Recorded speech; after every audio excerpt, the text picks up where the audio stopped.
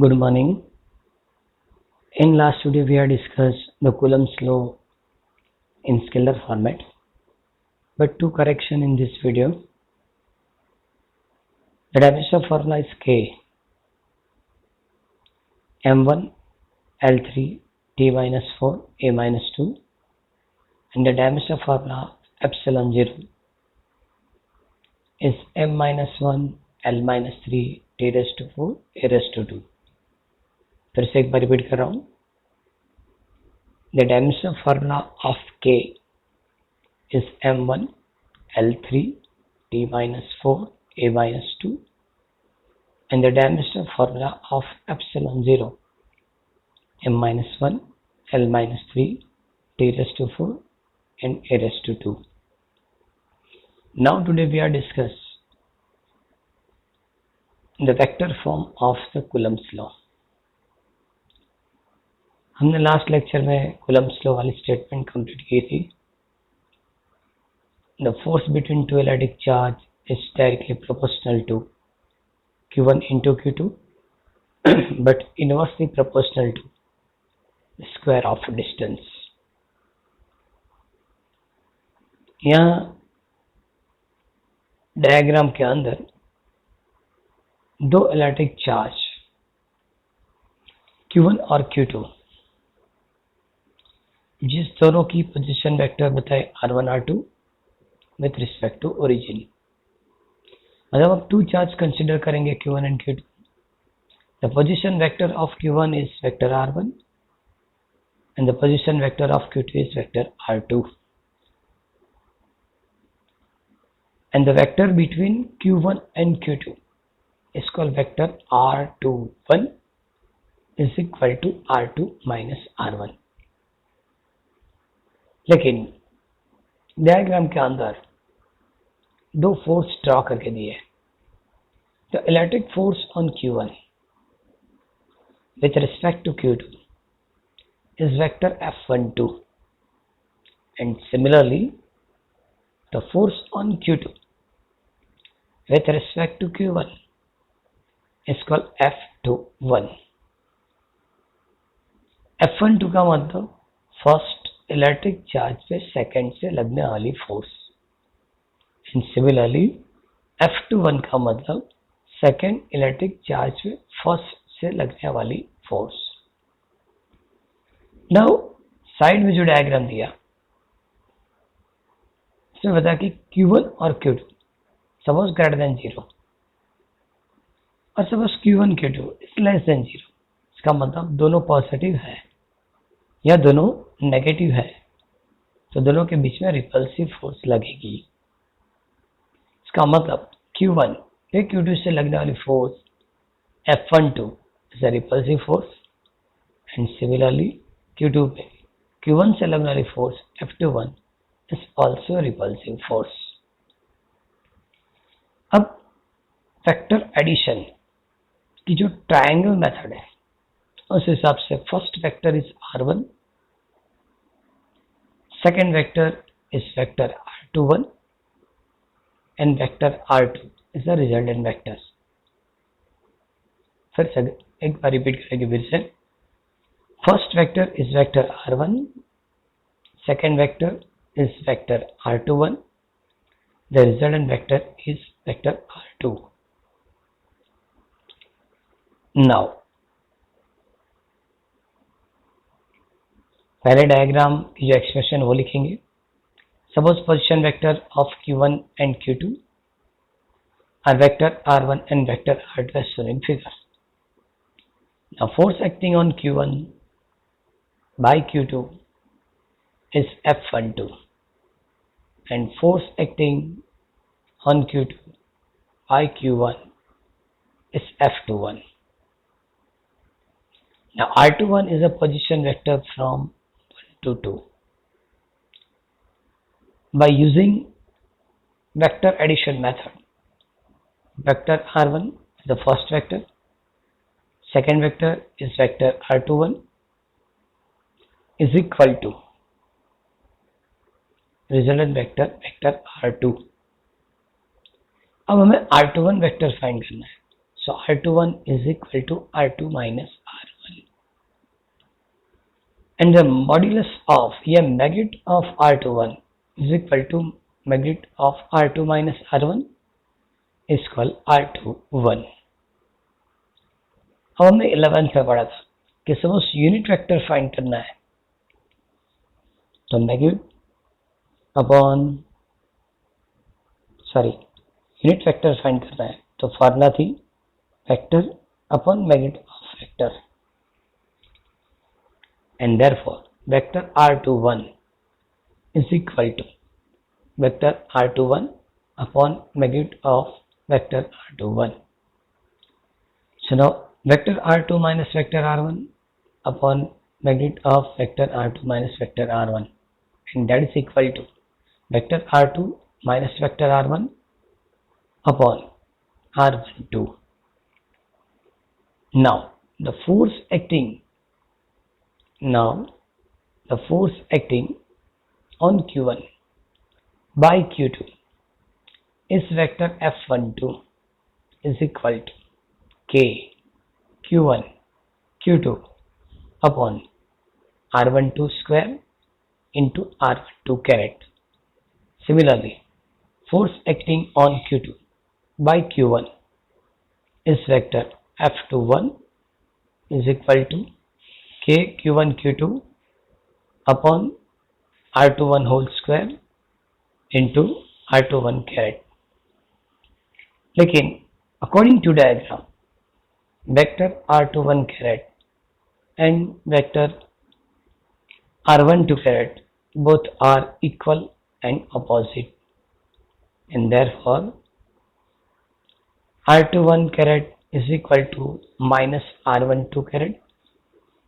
या R12 caret is equal to minus R21 caret, and that is equal to vector F21 is equal to minus vector F12. Here R12 in direction of Q2 to Q1 and R21 caret in direction of Q1 to Q2. इसका मतलब suppose दोनों charge positive है या दोनों negative है तो repulsive force लगेगा, और F12 और F21 दोनों की मैग्नीट्यूड इक्वल होगी बट दोनों की डायरेक्शन अपोजिट होगी. सिमिलरली सपोज Q1 Q2 में Q1 greater than 0 and Q2 less than 0 और Q1 लेस देन 0 और Q2 ग्रेटर देन 0. इसका मतलब Q1 पॉजिटिव है और Q2 नेगेटिव है, या Q1 नेगेटिव है और Q2 पॉजिटिव है, तो दोनों के बीच में अट्रैक्टिव फोर्स लगेगा और दोनों की डायरेक्शन एक दूसरे के डायरेक्शन में होगी. According to this diagram F12 and F21 equal and opposite लेकिन एक दूसरे के सामने होंगे, क्योंकि हम लास्ट फॉर्मूला के अंदर, इसका मतलब हम F12 और F21 के अंदर किसी एक इलेक्ट्रिक चार्ज की वैल्यू हम नेगेटिव लेंगे तो फोर्स की डायरेक्शन अपने आप अपोजिट हो जाएगी. तो ये जो इंफॉर्मेशन है वो वेक्टर फॉर्मेट की है.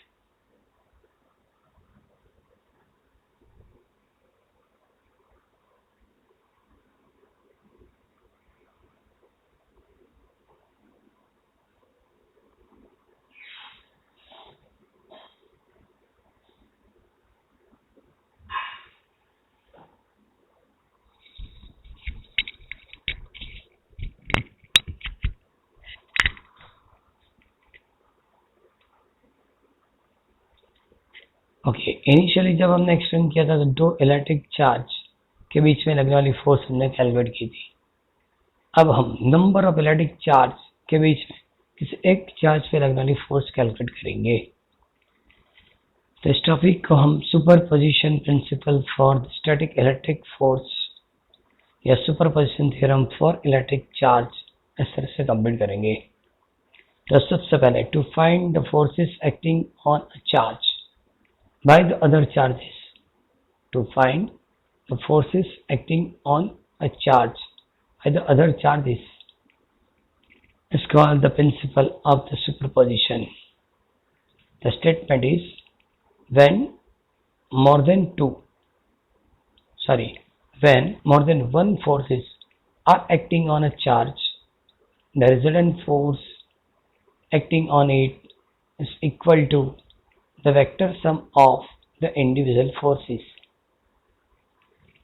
Once again, when the more than one forces are acting on a charge, the resultant force acting on it is equal to the vector sum of the individual forces.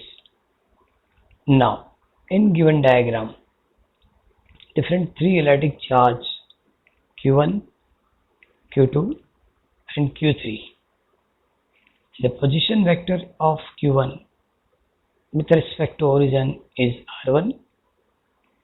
Position vector of Q2 with respect to origin is R2. Similarly, position vector of Q3 with respect to origin is R3. Now, the vector between Q1 and Q2 is called vector R12. Similarly, vector between Q1 and Q3 is vector R13. Now, force on Q1 with respect to Q2 is called vector F12. Similarly, force on Q1 with respect to Q3 is called F13. Our resultant force on Q1 is called F1. Now, suppose the Q1, Q2, Q3 are the charges of system and the R1, R2, R3 are the position vector from origin. If the F1 is a force acting on Q1 by Q2, then the formula of F12 is K Q1 Q2 upon R12 whole square into R12 caret. Similarly, force on Q1 with respect to Q3 is F13 is equal to K Q1 Q3 upon R13 whole square into R13 caret, where R12 is vector in direction along Q2 to Q3 and therefore R12 vector is equal to vector R2 minus vector R1. Similarly, R13 is a vector in direction along Q3 to Q1 and therefore vector R13 is equal to vector R3 minus vector R1. Now the force F is on Q1 by Q2 and Q3, then vector F is equal to vector F12 plus vector F13. इसका मतलब first electric charge पे लगने वाली result force find करनी है तो first electric charge पे second से लगने वाली फोर्स और फर्स्ट इलेक्ट्रिक चार्ज पे थर्ड से लगने वाली फोर्स को ऐड करना पड़ेगा. Now vector F is equal to K Q1 Q2 upon R12 whole square into R12 caret plus K Q1 Q3 upon R13 whole square into R13 caret. इस equation से पता चलता होगा कि सपोज दो इलेक्ट्रिक चार्ज पे लगने वाली फोर्स किसी थर्ड इलेक्ट्रिक चार्ज की प्रेजेंस से कभी चेंज नहीं होगी क्योंकि हमने पहले दो इलेक्ट्रिक चार्ज के बीच में लगने वाली फोर्स कैलकुलेट की थी. तो फॉर्मूला थी K Q1 Q2 upon R square. तो यहाँ हमने चेक किया कि फर्स्ट और सेकंड के बीच में लगने वाली force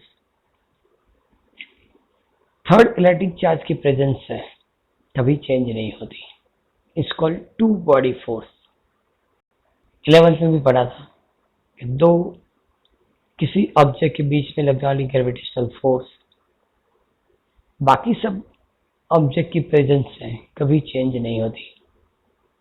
so gravitational force also two body force, electric force also two body force. Now in general, if in the system of Q1, Q2, Q3 up to Qn, the force acting on Q1 by other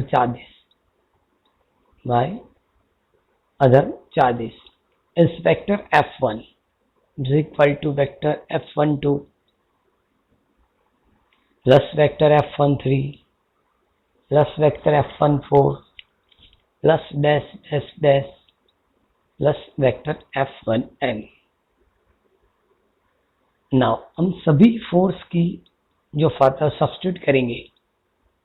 So now vector F1 is equal to K Q1 Q2 upon R12 whole square into R12 caret plus K Q1 Q3 upon R13 whole square into R13 caret plus dash dash dash dash plus K Q1 Qn upon R1n whole square into R1n caret.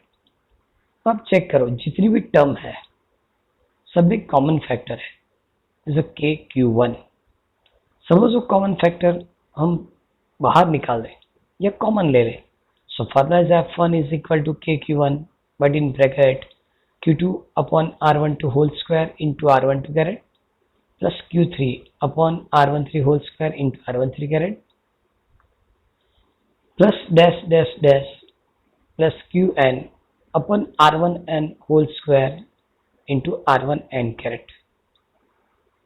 But now in general, vector F1 is equal to K Q1 summation I is equal to 2 to n Qi upon R1I whole square into R1I caret. अब suppose I equal to 2 रखेंगे तो first term मिलेगी. I is equal to 3 रखेंगे सो F1 3 मिलेगा. I is equal to 4 रखेंगे F1 4 मिलेगा और summation मतलब सबको ऐड कर देंगे. तो ये superposition theorem for electric charge की ये फॉर्मूला है. जब हमको न्यूमेरिकल या एमसीक्यू सॉल्व करना है तब ये पॉइंट्स याद रखना है कि suppose number of electric charge 5 है और सेकेंड पे लगने वाली फोर्स कैलकुलेट करनी है तो हम फॉर्मूला लिखेंगे vector F2 is equal to vector F21 plus vector F23 plus vector F24 plus vector F25. इसका मतलब सेकेंड पे लगने वाली फोर्स कैलकुलेट करनी है तो सेकेंड पे फर्स्ट से लगने वाली फोर्स, सेकेंड पे थर्ड से लगने वाली फोर्स, सेकेंड पे फोर्थ चार्ज से लगने वाली फोर्स और सेकेंड पे फिफ्थ चार्ज से लगने वाली फोर्स ऐड करनी पड़ेगी. कभी सेकेंड इलेक्ट्रिक चार्ज खुद पे इलेक्ट्रिक फोर्स नहीं लगाता. और इस वीडियो के साथ कूलम्स लॉ जो वेक्टर और स्केलर फॉर्मेट है उसकी वीडियो सेंड कर रहा हूँ, वो भी आप चेक करना. तो आपको एनिमेशन से फोर्स की मैग्नीट्यूड किस तरह से कैलकुलेट की जाती है वो आपको पता चल जाएगा. अब लोग सभी जितने भी थियरी हम कंप्लीट करते हैं सबको नोट डाउन करके 2 टाइम्स लिख के उसको प्रॉपरली प्रिपेयर करेंगे. अब नेक्स्ट वीडियो से सबसे पहले हम ये जितने भी फॉर्मूला हमने अभी तक कंप्लीट की, अब तक हमने सिर्फ 2 ही फॉर्मूला कंप्लीट किए. एक तो quantization of electric charge Q is equal to NE and second the electric force between 2 electric charge F is equal to K Q1 Q2 by R square. उसके न्यूमेरिकल कंटिन्यू करेंगे.